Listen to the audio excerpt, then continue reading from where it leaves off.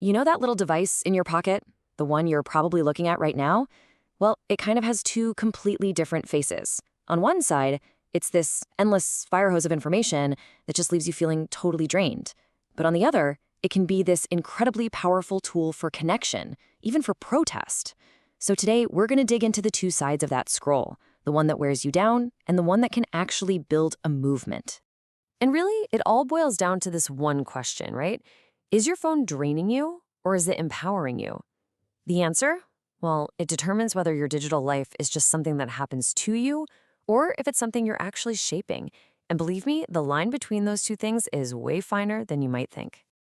Okay, so let's break it down into the two extremes. On one side, you've got what we can call passive consumption, the endless, soul-sucking doom scroll. Then on the other side, you have active creation. That's where that very same device is used to build movements and demand real change.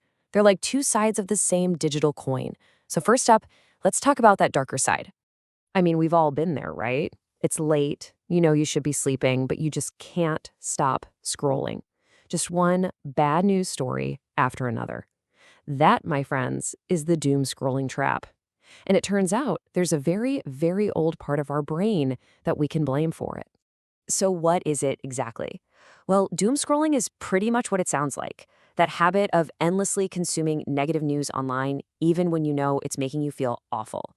It starts out feeling like you need to stay informed, but it can quickly spiral into something else entirely. But why do we do it? Why are we so drawn to it? Well, it's not some new flaw in our character. It's actually a really old feature of our brains. See, we're all wired with something called a negativity bias. Back in the day, this was super helpful. It's what helped our ancestors notice a tiger hiding in the bushes. But today, that same exact wiring makes us glue our eyes to every scary headline flashing on our screens. I love this quote from psychology lecturer Corey Smith. He says, "It's like your brain's ancient threat detection system running wild in the digital age." I mean, that just nails it, doesn't it? We're basically using Stone Age survival software to navigate this insane 21st century information storm.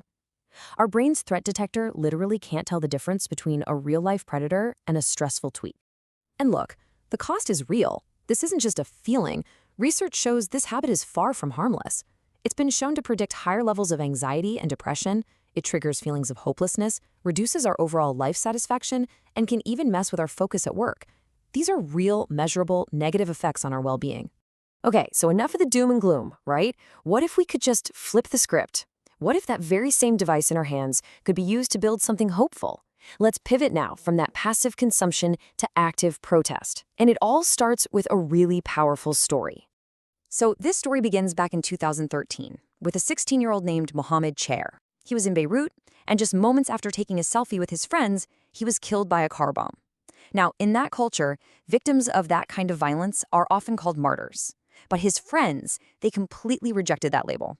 They started a campaign called #NotAMurder. Their whole point was, we are victims of violence, not symbols for a cause. We just want to live. And that idea just took off. Now, as you can imagine, this kind of online action starts a huge debate. On one hand, you have the critics who call it slacktivism. The idea that it's just lazy, feel-good clicking that has zero real impact. But on the other hand, a lot of people see it as microactivism. These are the small, everyday digital acts that maybe don't overthrow a government overnight, but they do something really important. They inject public issues into our daily lives and start to build a sense of community, of digital citizenship.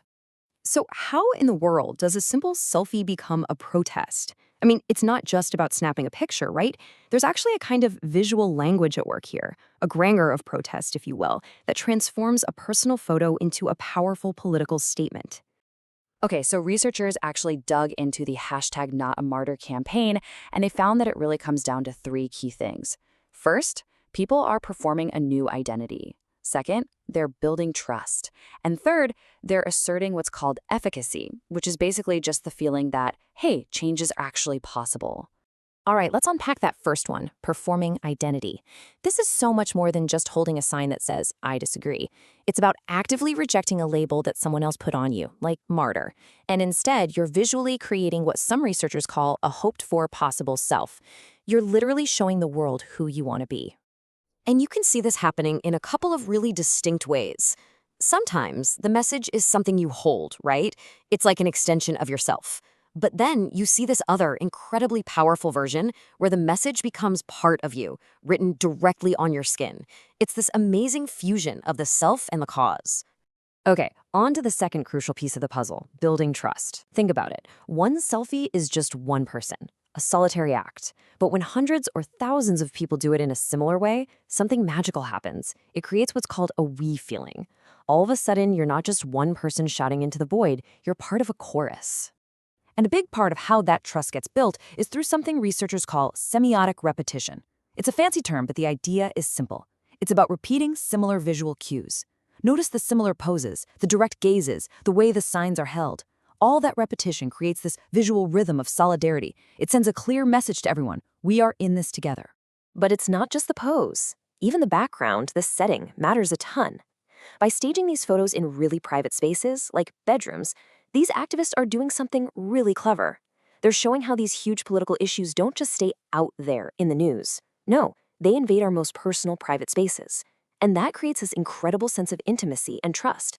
And that brings us to the third and final point, asserting efficacy. This is so important. These selfies aren't just about venting frustration. They are designed to create the feeling that change is actually possible, that what you do as an individual matters. And if you think about it, that is the perfect antidote to the hopelessness that doomscrolling feeds on. Okay, so we've seen both sides of the coin, right? The draining downward spiral of doomscrolling and the incredible, empowering potential of digital action. So the big question is, how do we tip the scales in our own lives? How do we actually move from doom to do it? Well, it really comes down to this one powerful idea. The antidote to doomscrolling isn't ignorance, it's intentionality. The answer isn't to just throw your phone in a lake and ignore all the world's problems. It's about being intentional. It's about making conscious choices about how, when, and why you pick up that device. So what does that look like in real life? Well, here are a few research-backed things you can actually try. First, schedule your scrolls. Don't just let the news fill every single quiet moment. Set aside specific times to check in. Second, balance your feed. For every account that makes you angry, go follow one that highlights something good or just makes you laugh. Third, move your body. Getting physical builds mental resilience. And finally, try practicing gratitude. It sounds a little cheesy, but it actually helps retrain your brain to notice the good stuff, which is a great way to fight back against that built-in negativity bias. Because at the end of the day, that screen in your hand, it's just a tool. That's all it is. It can be a shovel that you use to dig yourself deeper into a hole of anxiety, or it can be a hammer you use to build something. So the only question left is, what are you going to build with it?